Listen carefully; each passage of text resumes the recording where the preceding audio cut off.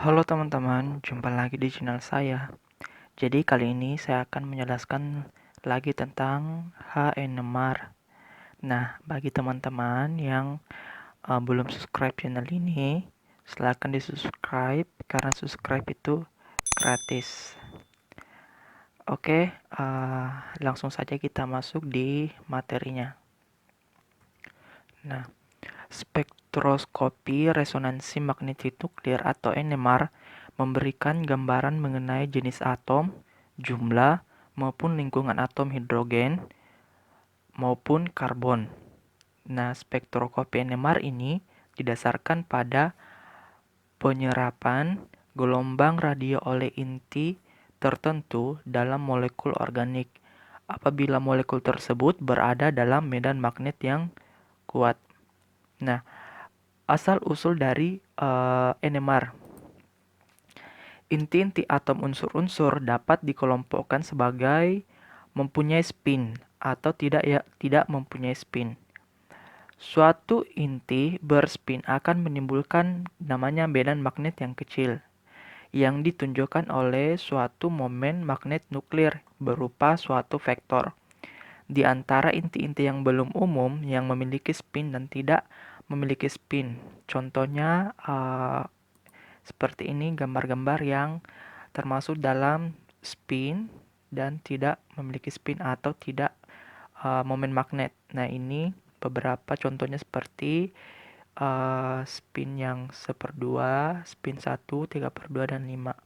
Contohnya itu ada satu, ini satu itu adalah nomor massa dari atom H, 13 nomor massanya C, atom C. Sedangkan yang satu ini, kalau untuk atom H, dia massanya itu, nomor massanya itu adalah 2. Kalian bisa lihat di sini. Nah, kedudukan spin yang bermuatan positif 1/2 biasa disebut dengan alfa, mempunyai tenaga rendah karena ia searah dengan medan. Sedangkan yang kedudukan spin yang minus 1/2 biasa disebut dengan beta, mempunyai tenaga tinggi karena ia berlawanan dengan medan. Nah, berlawanan medan berarti biasa disebut dengan berlawanan dengan arah jarum jam. Sedangkan yang positif berarti dia searah dengan jarum jam. Hingga pada penggunaan medan magnetik kuat, kedudukan spin dipecah menjadi 2 kedudukan dengan tenaga yang berbeda. Nah, misalnya ini ada yang bermuatan negatif 1/2 spin 1/2 negatif itu disebut beta, sedangkan yang positif 1/2 itu yang alfa yang searah dengan medan atau arah jarum jam, dan ini berlawanan dengan arah jarum jam. Nah, jika perpindahan dari alfa ke beta, maka biasa disebut dengan resonansi. Sedangkan ke alfa, dari beta ke alfa itu disebut dengan relaksasi. Kerapatan elektron di sekeliling proton dapat dipengaruhi oleh berbagai faktor. Di antaranya, yang pertama, adanya efek induksi berbagai gugus yang bekerja melalui ikatan kimia yang terdapat pada proton, yang umumnya oleh adanya atom-atom yang bersifat elektronegatif seperti oksigen, nitrogen, klor, dan banyak lagi, atau bisa golongan fluor, golongan halogen. Nah, proton atau inti atom yang makin dekat dengan atom elektronegatif, elektron yang mengelilingi proton tersebut menjadi sangat kurang rapat, jadi agak longgar. Nah, ini beberapa contoh unsur yang berpengaruh pada efek induksi. Nah, kalian lihat seperti fluor, OH, EO, Cl, Br, I, H, Si. Nah, coba kalian perhatikan keelektronegatifannya. Semakin dia besar keelektronegatifan, maka dia semakin diselding, meningkat sejalan dengan peningkatan keelektronegatifan atom X, yaitu jika kerapatan elektron di sekitar nukleus berkurang, medan magnet yang berlawanan menjadi kecil karenanya. Dan karenanya nuklir lebih merasakan medan magnet di luar dari lingkarannya. Dan karena itu dikatakan decil karena proton mengalami medan magnet eksternal yang lebih tinggi. Jadi kalau misalnya dia semakin besar, berarti dia mengalami deshielding meningkat. Yang kedua itu efek anisotropi, suatu ikatan kimia seperti adanya ikatan kimia yang mengandung gugus alkena rangkap 2, alkuna rangkap 3 maupun karbonil C rangkap 2O dan aromatik atau gugus AR. Efek anisotropik ini dapat menghasilkan medan magnet pada daerah proton yang memperkuat atau memperlemah medan magnet yang digunakan. Jadi bisa memperkuat dan bisa juga memperlemah. Nah, berikut contohnya beberapa senyawa yang berpengaruh di anisotropy, yaitu alifatik, CH di mana CH sebelah ikatan pi bonds rangkap 2. Ini di mana C terikat pada atom elektronegatifan, alkena, benzen, aldehid, asam. Nah, ini merupakan contoh dari pada cincin benzen. Nah, ini merupakan medan magnetnya. Ini yang BO, ini medan magnet. Nah, ini diselnya. Diselnya gugus A. Ini lingkaran biru itu adalah sirkulasi elektronnya. Ini. Nah, kalau ini pada contoh alkena. Nah, bedakan dengan yang benzen. Nah, benzen seperti ini, alkena seperti ini.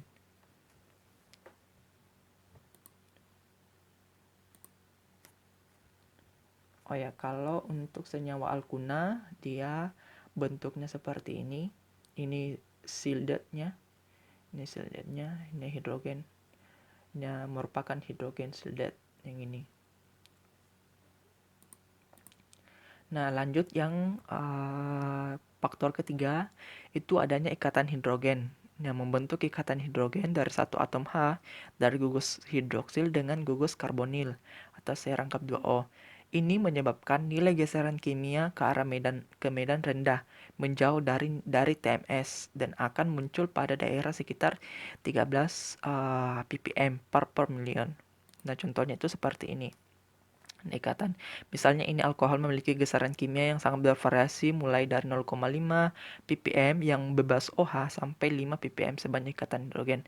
Nah, ini merupakan ukuran panjang ikatan hidrogen yang dapat mereduksi kerapatan elektron di sekitar proton atau disebut lebih deshielding.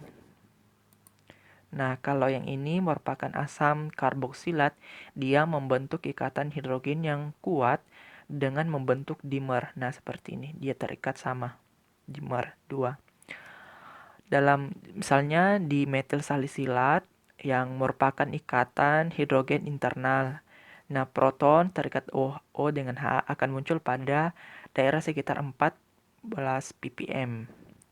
Proton dari O dan H akan muncul pada geseran kimia antara 10 dan 12 ppm. Nah, mari kita kenal dulu hasil pembacaan dari HNMR. Nah, ini beberapa contoh pembacaan dari spektroskopi HNMR. Nah, kalau kalian ketemu ini yang panjang disebut sebagai integral. Integral ini multiplisitas. Nah, ini TMS, garis awal. Ini garis awalnya 0 ppm-nya ya. Ini di bawah adalah konsentrasinya, konsentrasi ppm. Nah, ini biasa disebut dengan seperti ini adalah gesekan kimianya. Terus kalau ini ke sini, itu biasa disebut konstanta coupling. Ini konstanta coupling. Nah, ini sama ini itu dia menunjukkan adanya jumlah jenis proton. Jadi seperti ini dia kalau dia HNMR. Nah, ini beberapa konsentrasi yang menunjukkan atom H pada satu senyawa atau gugus ya. Kalau misalnya ini dari 0, dari 0 ini adalah TMS standarnya. Terus dari 0,2 itu dia CHC. Nah, ini struktur atau jenis gugus yang mengandung H itu yang bisa teridentifikasi di gelombang 0 sampai 2. Kalau dari sini yang biru ini inilah strukturnya. Ini biasa senyawa yang bisa terdeteksi. Kalau yang hijau ini khusus yang O, OH, dan NH. Kalau yang merah ini khusus dari berapa, sekitar 2,9 sampai 5 dia khusus ini senyawa ini guys. Jadi teman-temannya. Terus yang ini orange, kalian perhatikan. Oh ini kalau benzen itu sekitar di 7 atau 8, di antara 7 dan 8 ya. Kalau RCHO itu di sekitar 9,2an atau 9,2an sampai 10. Kalau ini untuk karboksilat ini di sini di sekitar 10 lebih sampai 12. Nah, ini juga beberapa contohnya ya. Nah, tadi benzen itu sekitar 7 sampai 8. Ini gugus karboksilatnya sama dengan tadi. Nah, ini yang lebih jelasnya guys. Teman-teman, ini lebih jelas. Kalian bisa baca, kalian bisa lihat di sini. Jadi kalau misalnya yang ini di RH-nya itu misalnya RCH3 itu teridentifikasi di 0,7 sampai 1,3 ppm. Nah, sama dengan yang lain. Nah, kita masuk di pemecahan puncak spektrum atau splitting. Nah, yang tadi ada konstanta splittingnya. Nah, di konstanta splitting itu ada disebut single, double, triple, quarter, quintet, septet, octet, dan nonet. Nah, contohnya seperti ini. Ini disebut triplet ya. 1, 2, 3. Ini integral duplet. 1, 2. Ini 1, 2. Ini 1, 2, 3. Nah, ini merupakan contoh dari ini ya, gugus yang ini. Senyawa ini.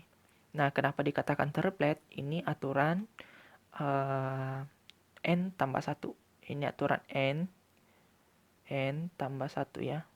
Jadi misalnya ini 2 atom H tetangga. Misalnya ini atom inti. Atom tetangganya adalah 2, 1, 2. Jadi kita pakai rumus N tambah 1. Jadi N ditambah 1. Jadi N-nya itu ada berapa? 2 kan. Ini atom tetangganya 2 ditambah 1 sama dengan 3. Makanya disebut dengan triplet. Jadi 3 gugus, 3 atom H. Sedangkan untuk yang ini, yang satu yang ini intinya. Satu atom jadi tetangganya adalah yang ini. Jadi satu atom tetangga jadi pakai rumus N tambah 1 sama dengan 2. Jadi disebut dengan duplet. Duplet ya. Nah, beberapa pola dari spinting secara umum. Nah, ini beberapa spinting secara umum. Kalau misalnya ada dua seperti ini, maka itu sama dengan X sama dengan Y. Ya, jadi misalnya ini. Pematasnya ini, gugus sini, sebelah sini sama sebelah sini itu sama. Coba perhatikan. Nah, kalau misalnya seperti ini, berarti sebelahnya itu berbeda dengan yang sebelahnya toh. Ini gugus sebelahnya ini dan ini berbeda. Nah, ini juga kalian perhatikan ini berbeda. Nah, contohnya adalah yang ini ya. Contohnya ini. Nah, ini ada 2. Sedangkan ini 3. Nah, kalian perhatikan kan ini kalau kita potong, ini kan tidak sama. Ini jumlahnya tidak sama di sini. Yang ini. Aduh.